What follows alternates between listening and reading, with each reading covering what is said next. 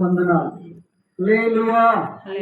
నీతిమంతులను జ్ఞాపకము చేసుకొనుట ఆశీర్వాదకరము. ఈ కుటుంబాన్ని విడిచి వెళ్ళిన పుట్టింటికి మెట్టింటికి ఈ కార్యక్రమము ఆశీర్వాదకరముగాను ఆదరణకరముగా జరగాలని దైవ సేవకులు తలంచి ఈ కార్యక్రమాన్ని ప్రార్థనా పూర్వకముగా నడిపిస్తూ ఉన్నారు. అందును బట్టి దేవునికి స్తోత్రం. హల్లెలూయా. దామల్ల రాములమ్మ గారు ప్రభువైన యేసు క్రీస్తుని సొంత రక్షకుడిగా అంగీకరించడానికి ప్రధానమైన కారణం ఏమైనా ఉన్నది అంటే ఆయన పరిశుద్ధుడైన దేవుడు. పరిశుద్ధుడైన దేవుడు మాత్రమే పరలోక రాజ్యాన్ని ఈ లోక సంబంధమైన మానవులకు ఇయ్యగలడని ఆమె యేసు ప్రభుని సొంత రక్షకునిగా అంగీకరించి ఉన్నది. యోహాను సువార్త 1వ అధ్యాయము 12వ వాక్యాన్ని మనం చదువుదాం. ఎవరైనా చదువుతారా? యోహాను సువార్త 1వ అధ్యాయము 12వ వాక్య భాగం. తన్ను ఎందరు అంగీకరించిరో వారందరికీ అనగా తన నామమునందు విశ్వాసముంచిన వారికి దేవుని పిల్లలగుటకు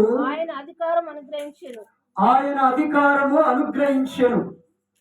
ప్రియ తల్లి శరీరధారిగా మన మధ్యలో సజీవముగా ఉన్నప్పుడు యేసు క్రీస్తు నిజదేవుడని, ఆయన లోకరక్షకుడని, సర్వ మానవాళిని పాపము నుండి పరిహరించడానికి పరలోకమును విడిచి మానవ లోకానికి వచ్చిన దేవుడని తల్లి బ్రతికి ఉన్న దినాలలో యేసు ప్రభుని నోటితో ఒప్పుకొని మృతులలో నుండి దేవుడు ఆయనను లేపాడని విశ్వసించింది. ప్రియులారా, హల్లెలూయా.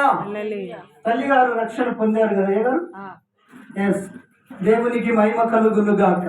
ఆమె బ్రతికి ఉన్న దినాలలో యేసయ్య నా సొంత రక్షకుడని, ఆయన ద్వారాగా నా జన్మ కర్మ పాపముల నుండి విడిపించగలిగిన దేవుడని ఆమె నోటితో ఒప్పుకుంది.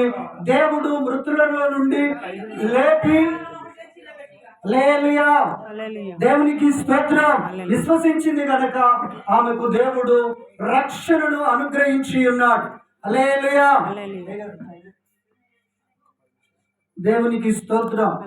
ఒక భక్తుడు మాలాగనే దైవ అన్వేషణలో దైవ భక్తిని కలిగి అతడు హిమాలయ పర్వతాలకు వెళ్ళి ఈ రీతిగా ధ్యానము చేస్తూ ఉన్నాడు. అసతోమ సద్గమయ, తమసోమ జ్యోతిర్మయ, మృత్యోర్మ అమృతాంగమయ, ఓం శాంతి ఓం శాంతి అని దైవ ధ్యానము చేస్తూ ఉన్నప్పుడు ఆయనకు ప్రభు అయిన యేసుక్రీస్తు ప్రత్యక్షమై ఆయన అన్నాడు, నేనే మార్గం, నేనే సత్యం, నేనే జీవం, నా ద్వారా తప్ప ఎవరు తండ్రి యొద్దకు అనగా పరలోక రాజ్యము చేరని చెప్పారు. నేను చెప్పబడిన మాటకు అర్థమైంది అంటే, అయ్యా మేము అసత్యములో ఉన్నాము, మమ్మలను సత్యములోనికి నడిపించు. మేము చీకటిలో ఉన్నాము, మమ్మలను వెలుగులోనికి నడిపించు. మేము మరణములో ఉన్నాము, జీవములోనికి నడిపించమని ఆ భక్తుడు ఆ విధముగా దేవునికి మొరపెట్టినప్పుడు యేసు ప్రభు ప్రత్యక్షమయ్యి ఆయన చెప్పాడు, నేనే పరలోకానికి మార్గము, నేనే జీవము, నేనే సత్యము అని ఆయన చెప్పి ఉన్నాడు. ప్రియులారా, యేసు క్రీస్తు ప్రభుని ఎందరైతే అంగీకరిస్తారో, ఎవరైతే ఆయన నిజదేవుడని, దేవుడు ఆయనను మృతులలో నుండి లేపాడని హృదయమందు విశ్వసిస్తారో వారందరికీ నిశ్చయముగా సందేహము లేకుండా రక్షణ, నిత్య జీవము అనుగ్రహించబడుతుంది. ఆమేన్, హల్లెలూయా. మన మధ్యలో లేదు తల్లి. ఆమె బ్రతికున్న దినాలలో యేసు క్రీస్తుని సొంత రక్షకుడిగా అంగీకరించి ఉన్నది.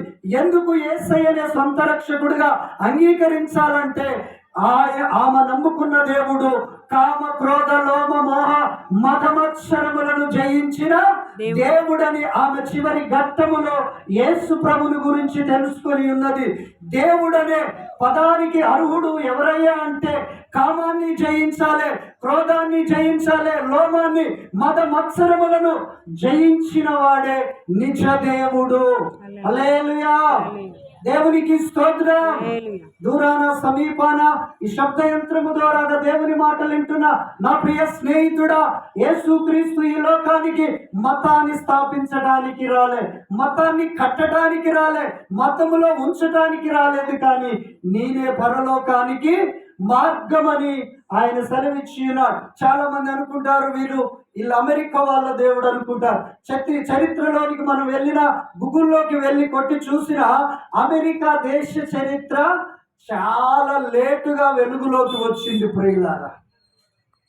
తెలియక మనం అనుకుంటాం అమెరికా వాళ్ళ దేవుడు, ఆంగ్లేయుల ఇంగ్లీష్ వాళ్ళ దేవుడు అనుకుంటాం. కాదు కాదు, ఆ తోమా గారి ద్వారాగానే మన భారతదేశానికి రక్షణ వచ్చింది.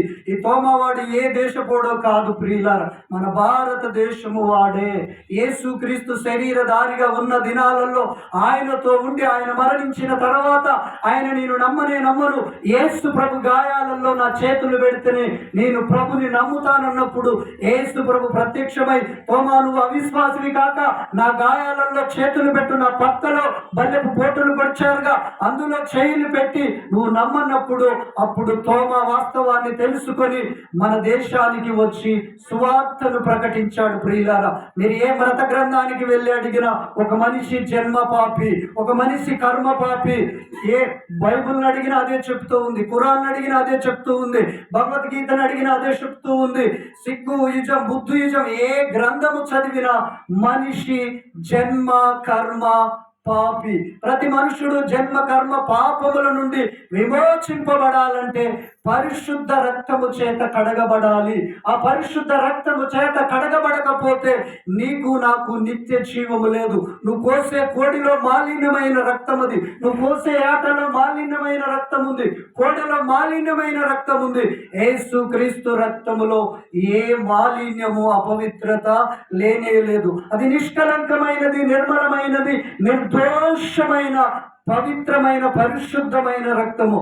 ఆయనను అందుకనే అతి పరిశుద్ధుడైన దేవుడు అని పిలుస్తారు ప్రియులారా. హల్లెలూయా. మతానికి సంబంధించిన దేవుడు కాదు.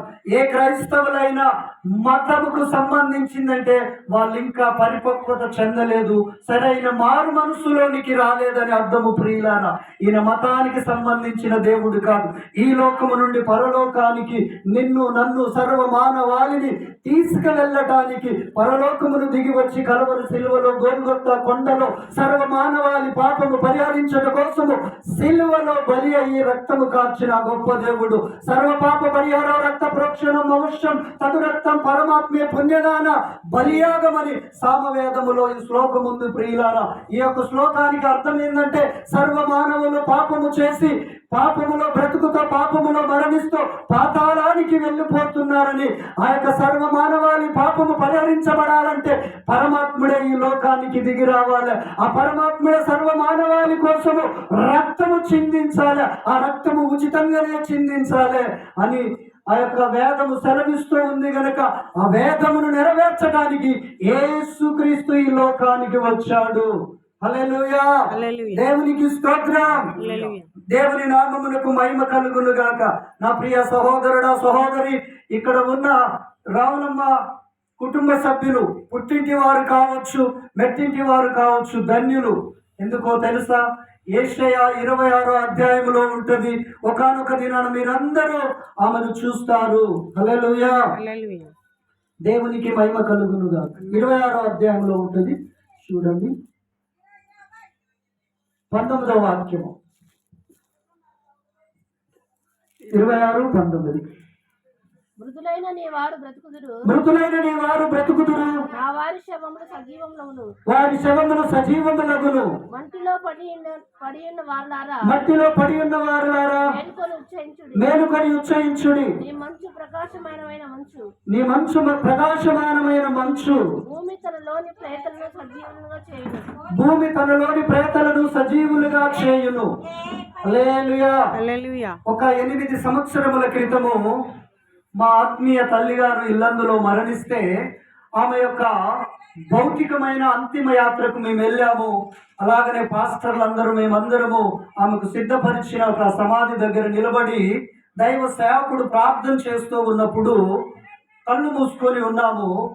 ఆ యొక్క పరలోకము నుండి ఒక రక్తపు బిందువు ఆమె యొక్క సమాధిలో పడి ఉంది. అప్పుడు నేను ప్రభుని అడుగుతూ ఉంటే ఏంటి ప్రభు ఆ రక్తపు బిందుకు సాదృశ్యమా అన్నప్పుడు దేవుడు ఈ యొక్క వాక్యాన్ని ముందు పెట్టి చూపించాడు. నా యందు విశ్వాసం ఉంది, నా యందు నమ్మిక ఉంచి మరణించిన నీ మృతులందరూ లేస్తారు, ప్రేతలలో నుండి వారు బయటికి వస్తారు. ఎందుకో తెలుసా? కల్వరి సిలువలో నేను చిందించిన ఆ నిబంధన రక్తము నా నామమును నమ్ముకొని విశ్వసించి భక్తిని కొనసాగించి మరణించిన ప్రతి ఒక్కరి సమాధులలో ఆయన రక్తాన్ని ప్రోక్షిస్తున్నాను, మృతులైన నీ వారు లేస్తారని చెప్పి ఉన్నారు. హల్లెలూయా. కనుక నా ప్రియమైన దేవుని బిడ్డలారా, ఇప్పటి వరకు నీ మాటలు విన్నందుకు మీ అందరికీ మరి ఒకసారి ప్రభువైన యేసుక్రీస్తు నామములో హృదయపూర్వకముగా వందనములు చెల్లిస్తూ ఈ మాటలు ముగిస్తూ ఉన్నాను. ఆమేన్. నిన్న మిమ్మల్ని అందరినీ దేవుని రాజ్యం